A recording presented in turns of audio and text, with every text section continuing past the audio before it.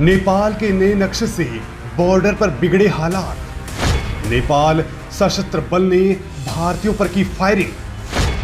अंधाधुंध फायरिंग में एक भारतीय की मौत। भारत नेपाल में सीमा को लेकर चल रही विवाद के बीच बिहार के सीतामढ़ी से बड़ी खबर है। जानकारी के मुताबिक जानकी नगर बॉर्डर पर नेपाल सशस्त्र बल की ओर से फायरिंग की गई है, जिसमें खेत में काम कर रहे एक भारतीय की मौत हो गई है। वहीं 4 अन्य लोग घायल हैं। घायलों को अस्पताल में भर्ती करवाया गया है, जहां उनकी हालत गंभीर है। घटना के बाद से ही सीमा पर तनाव की स्थिति बनी हुई है। नेपाल के नए नक्शे को लेकर भारत और पड़ोसी देश नेपाल के बीच ये तनाव बढ़ता ही जा रहा है।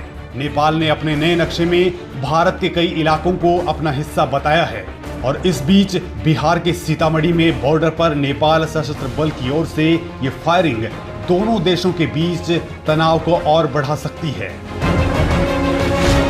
नेपाल सशस्त्र बल ने की अंधाधुंध फायरिंग।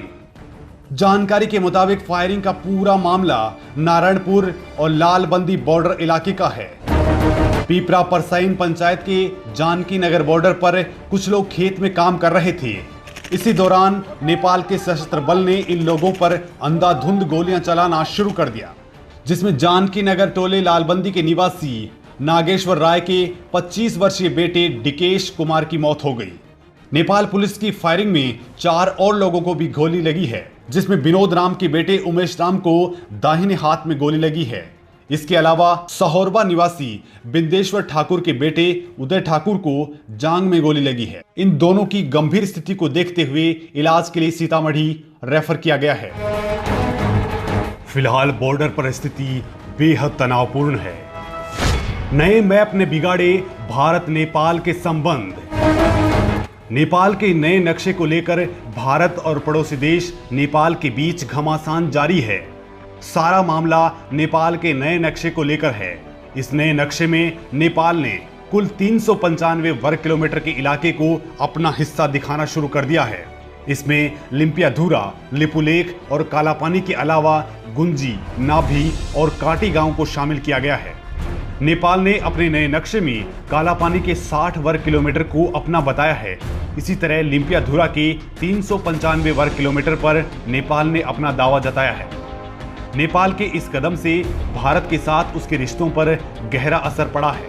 भारत ने साफ कर दिया है कि वो अपनी संप्रभुता से कोई समझौता नहीं करेगा।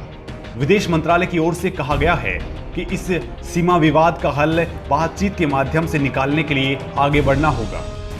बातचीत से पहले नेपाल को भारत का भरोसा जीतना होगा। वहीं नेपाल ने कहा है कि नेपाली संसद में पास किए जाने वाला ये नक्शा अब फाइनल है, इसमें कोई बदलाव नहीं किया जाएगा। नेपाल इस नक्शे को लेकर तेजी से आगे बढ़ रहा है। इससे पहले बुधवार को नेपाल की निचली संसद प्रतिनिधि सभा ने देश के नए और विवादित नक्शे को लेकर पेश किए गए संविधान संशोधन विधेयक को सर्वसम्मति से पारित कर दिया है।